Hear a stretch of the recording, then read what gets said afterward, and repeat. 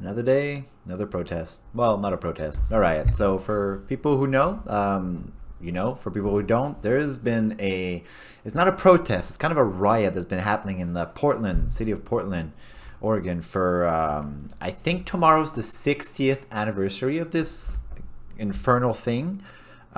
It's quite awful, and this is yesterday images. We're Saturday today, the 25th.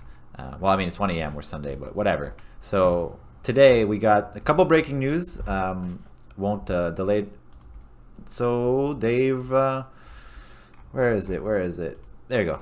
They've reached the suburbs. So in Portland, they have officially left downtown, and oh my God, look at that! You can see somebody's on their porch right there, looking down on the hellscape of humanity. Some have masks. I guess that's more for the tear gas, though. So this is awful. So for people that think that this is a good thing, the media have spun this so much that they're selling balls of yarn for $1 a penny.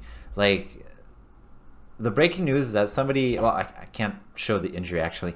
Donovan LaBelle, I've seen the video, was shot in the head while holding a speaker. I don't know why. I guess he kicked back a gas canister at the officers, but the injury is pretty gruesome. But he's awake, he's okay. He's gonna have maybe long-term issue. Head trauma is not okay, and I don't agree with the officer shooting him in the head. Like, geez, aim for the body, dude. But anyway, the fact they've reached the suburbs, suburbs, is gonna make a lot more people upset. People that may even support this are not going to if they start breaking. They've been breaking and destroying property and shops and businesses all throughout this 2-month period. I don't know how big cities are gonna. Did you guys know there's in 100 different cities in the U.S. there are riots right now? Nobody's talking about it except like independent newscasters. I feel like sometimes they'll mention it, but it's kind of on the hush hush. It's really creepy. So I found this, the PNW, the Youth Liberation Front. It's basically a fourth generational warfare headquarters. I guess it's headquartered online because it's decentralized. There's nobody in charge. And where is it? Yeah. So they're using this, I went too far, to coordinate. There you go. Marching is moving south on MLK Street, I imagine. Stay safe, stay dangerous. June 25th. This is like they're coordinating. This is open coordination, and it's okay. Twitter allows it. It's quite horrible. So the news has been using things like this mom shield and this where's my wall of this wall of veterans there, that to make it appear as if this is for Black Lives Matter. But the point is that the protest is happening at the federal courthouse. It doesn't matter what you're on federal property. They're trying to break in. One guy got hit with a hammer on the head, a federal officer. Like, that's a long time in jail. And there's like, since this news started by, was it the Oregonian, I think? Oh no, this is OPB. Anyway, the Oregonian broke a lot of this news because it's in Oregon. But federal law enforcement used unmarked vehicles to grab protesters off Portland streets. Police do this, okay? First of all, they were not unmarked. There's pictures of them, and I don't see them here, but they're completely, you can see them. I should switch to, anyway. The guy that was taken, this is an interview with one of them. Let's read it, what happened. I'm basically tossed into the van, and I had my beanie pulled over my face so I couldn't see, and they held my hand over my head. Let's go a bit further up, actually. O'Shea. So that's the guy that was taken. He said, by the way, only 2 people, there was a court case, and it was dismissed where the AG of Oregon, or maybe, yeah, the AG, Attorney General, tried to sue the federal government for intervention into his state, and he lost because the federal officers sent by Trump are coming on federal property to defend federal jurisdiction, which they do have. Of course they do. It's the federal government. It's their own land property. So, well, it's the property of the people, but whatever. So OSHA said he ran when he saw people wearing camouflage jump out of an unmarked vehicle. He said he hid when a second unmarked van pursued him.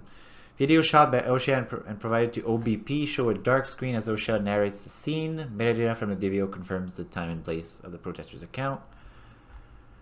I'm basically tossed in the van, my beanie pulled over my face so I couldn't see, and they held my hands over my head.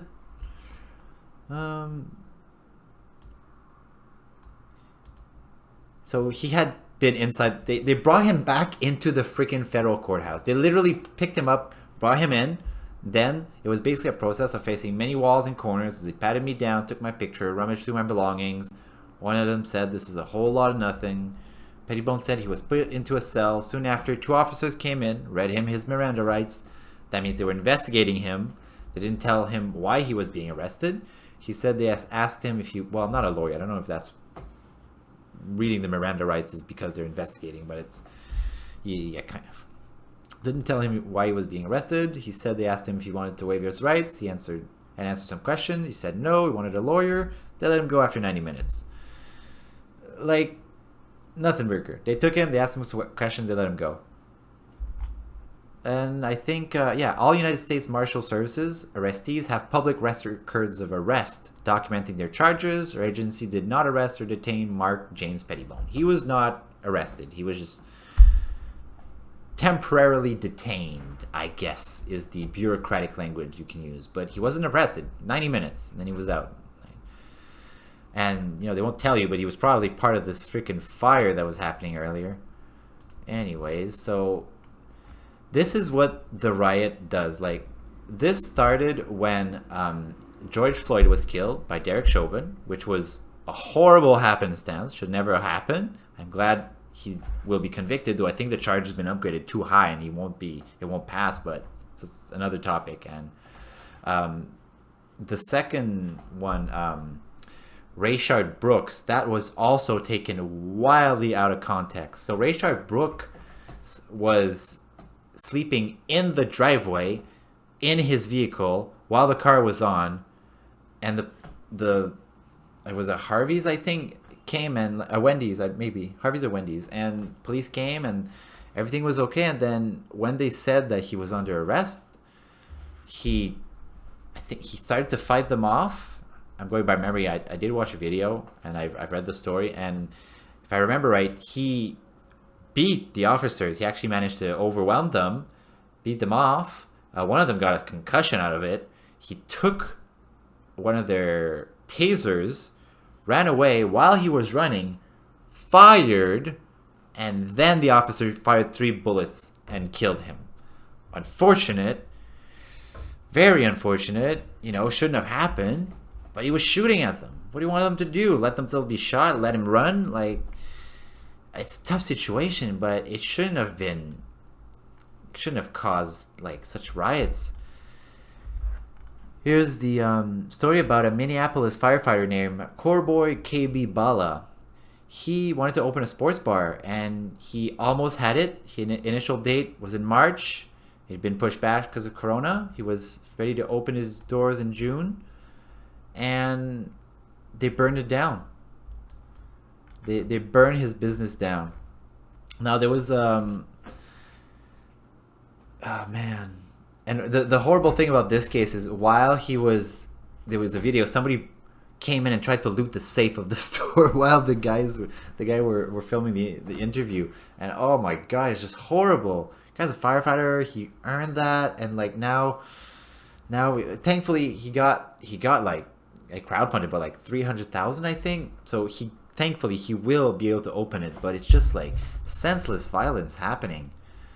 I'm actually reading about, learning about what's the origin of this through a Slightly Offensive. It's a very good YouTuber. I just found him out actually. So yeah, the news are using this wall of vet and these moms as cover because you're rioting on a federal courthouse. They've also said that the feds are an invading force. This is ridiculous. Their own property. It's one of Solinsky's rules for warfare. I swear that's what they're using. It's accuse the enemy of what you're doing. So they're invading the federal property, and they're saying, the feds are invading. So now everybody's confused. Wait, who's doing what? Well, people who don't look things up are confused.